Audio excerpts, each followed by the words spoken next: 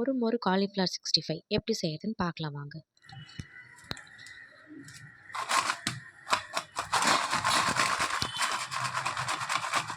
அதுக்கு இதெல்லாம் தான் தேவையான இன்க்ரீடியன்ட். சேனலை மறக்காமல் சப்ஸ்கிரைப் பண்ணி சப்போர்ட் பண்ணுங்கள். வீடியோ பிடிச்சிருந்தா லைக் பண்ணுங்கள். ஒரு அகலமான பாத்திரத்தில் 2 டேபிள் ஸ்பூன் கடலை மாவு, 1 டேபிள் ஸ்பூன் கார்ன்ஃப்ளவர் மாவு, ஒரு பிஞ்ச் ஃபுட் கலர், இது ஆப்ஷனல் தான், வேணும்னா சேர்த்துக்கலாம். 1/2 டீஸ்பூன் காஞ்ச மிளகாத்தூள், தேவையான அளவு உப்பு, 1 டீஸ்பூன் இஞ்சி பூண்டு paste, 1 tablespoon lemon juice, கொஞ்சம் கொஞ்சமாக தண்ணி சேர்த்து நல்லா இந்த பதத்துக்கு கலந்து எடுத்துக்குங்க. இப்போ இதில் 1/4 கிலோ க்ளீன் பண்ணி வச்ச காலிஃப்ளவர் சேர்த்து நல்லா இந்த மாதிரி கலந்து விட்டுக்குங்க.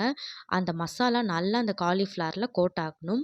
நல்லா கலந்த அப்புறம் இதை ஒரு 20 மினிட்ஸ் மேரினேட் பண்ணுங்கள். அப்போ தான் இந்த மசாலாலாம் நல்லா காலிஃப்ளவருக்குள்ளே இறங்கியிருக்கும். ஒரு கடாயில் பொரிக்கிறதுக்கு தேவையான அளவு எண்ணெய் சேர்த்து, எண்ணெய் நல்லா ஹீட் ஆனதும் அதில் ஒன்று நம்ம கோட் பண்ணி வச்சுருக்க காலிஃப்ளவரை சேர்த்து பொரிங்க.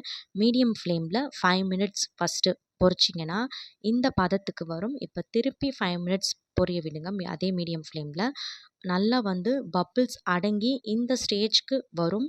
அப்போ நீங்கள் எடுத்துடலாம். எடுத்துட்டால் சூப்பரான காலிஃப்ளவர் 65 ரெடி ஆகிடும். இதில் நான் சோடா எதுவுமே சேர்க்கல, ஆனால் ரொம்ப கிறிஸ்பியாக சூப்பராக வந்திருந்தது.